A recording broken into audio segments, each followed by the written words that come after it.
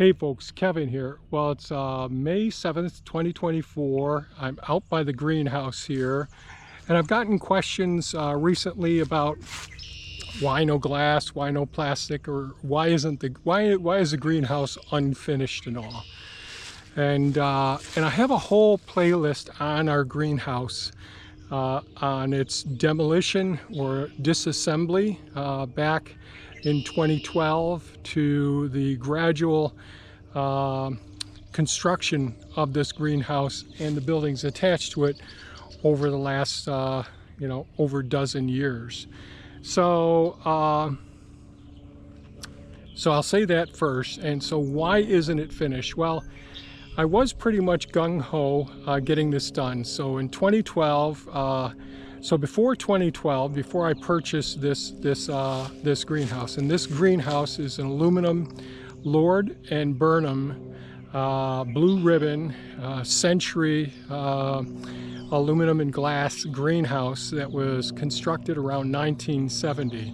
Now, Lord and Burnham, they made most of the big, luxurious greenhouses, the aluminum ones with all the fancy architecture and displays for many of the botanical gardens and many of the European estates and all. And so they're really well established for over a century, and they've done many, many amazing, beautiful greenhouses. But this isn't what I was intending to create when I initially thought about us putting a greenhouse here. So this started, wanting a greenhouse has really been almost a lifelong ambition, but over the last, let's say, 15 to 20 years, we have wanted to do that since we came back to central New York from Ithaca, New York. And so it was always a big dream, and the design that I wanted to build initially was more of an earth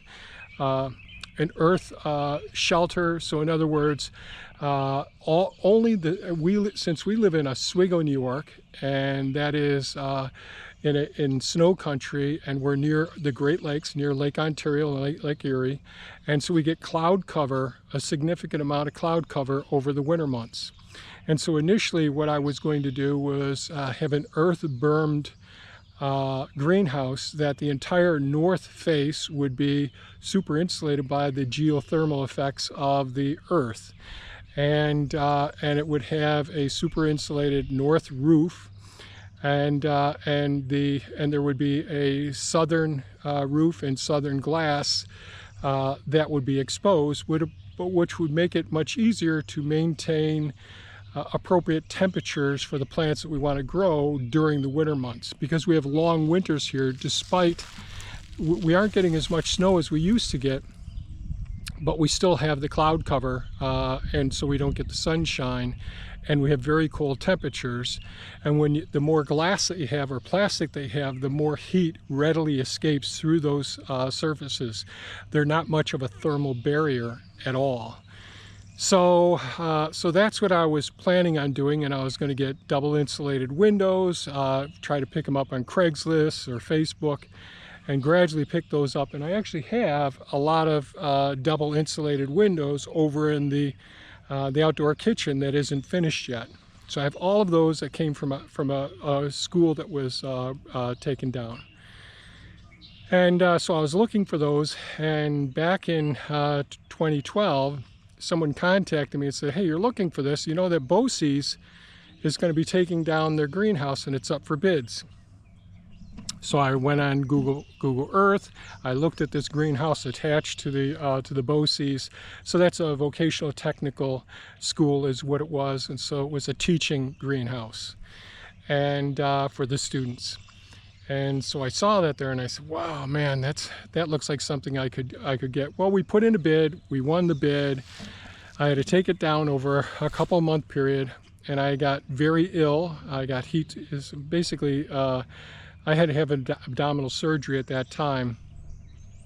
And so that did a blow to me, but in 2013, we started construction on the foundations, and so under this the building, the part that you see here, there's a large thermal mass unit, which is a battery that holds the heat through stone and through water. So it's made out of insulated concrete forms, which are quite thick. So the concrete itself is 8 inches thick, and then we have 5 inches of insulation around that along the walls of the base of the greenhouse and underneath the greenhouse, underneath it as well. And then we used heavy equipment to move lots of stone in there, and then we have 275-gallon totes, many of them going the whole length in the center. So we have both types of thermal mass. We have stone, where we can pump warm air from when it's warm down into the stone. That'll heat the floor of the greenhouse, similar to our house, the way that our house is built. Just that we added a geothermal loop for cooling during the summer months, and we have all the water totes in there. That's the thing that's different than our house. And the underground part is actually more insulated than what our house is, and our house is a passive solar home, which really decreases the amount of energy that we consume in our home. So this wasn't the ideal type of building, but we saw it and I said, okay, we'll build the ultimate chicken coop, and there's videos on that.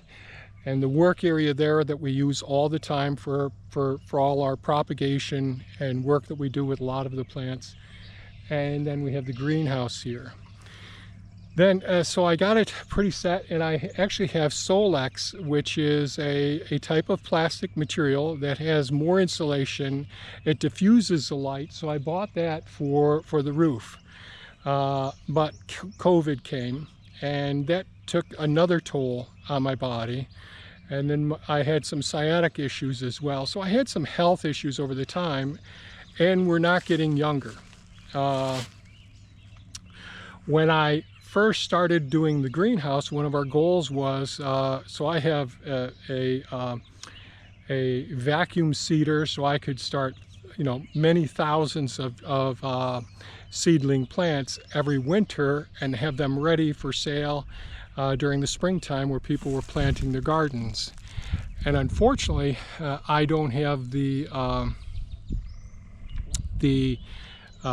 extrovert social skills that most people have. I just advertised on Craigslist at that time, and I got no one interested, and we ended up, we grew our own food here, but we just composted all those plants. So I did that for about 3 years, and I said, so do we really need the greenhouse for all of this stuff that we're doing? And then we're using many of the plants, as a recent video Thea just posted, with our, showing the greenhouse, getting it ready for springtime, and we do plant sales for local areas here for our fruit and nut bearing trees and bushes and other plants that we have on our property.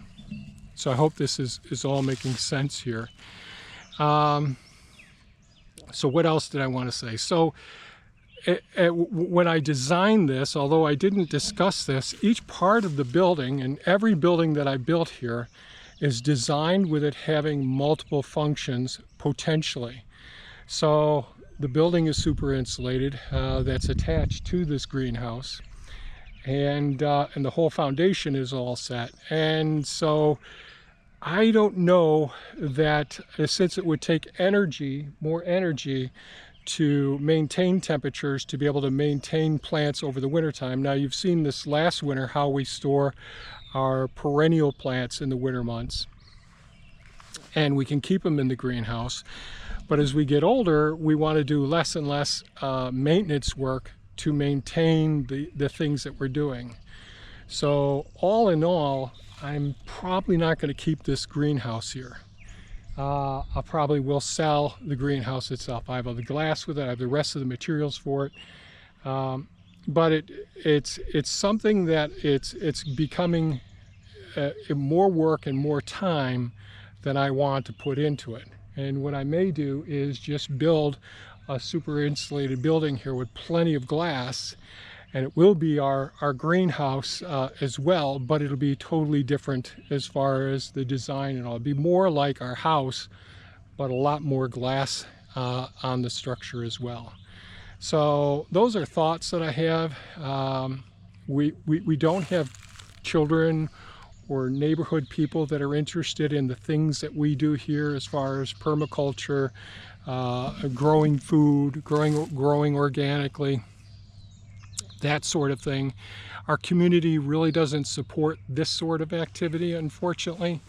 So the opportunities of getting additional people to come in and do work share, that sort of thing, hasn't worked out. I've entertained the possibility of having an internship program like we had with the Wildlife Center for years.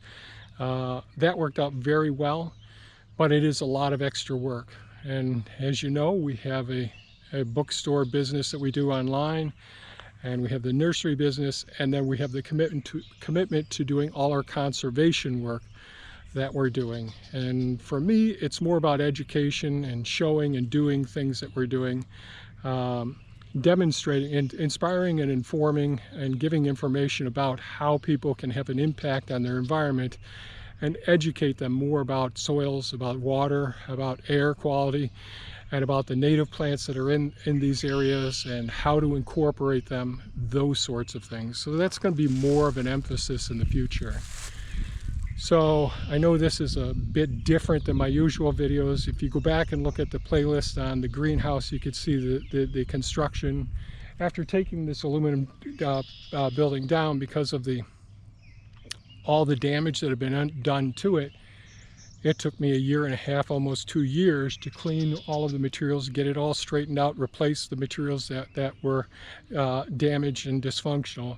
So it's like a new one now, but there are many, many, many hours put into getting this into the shape that's in now.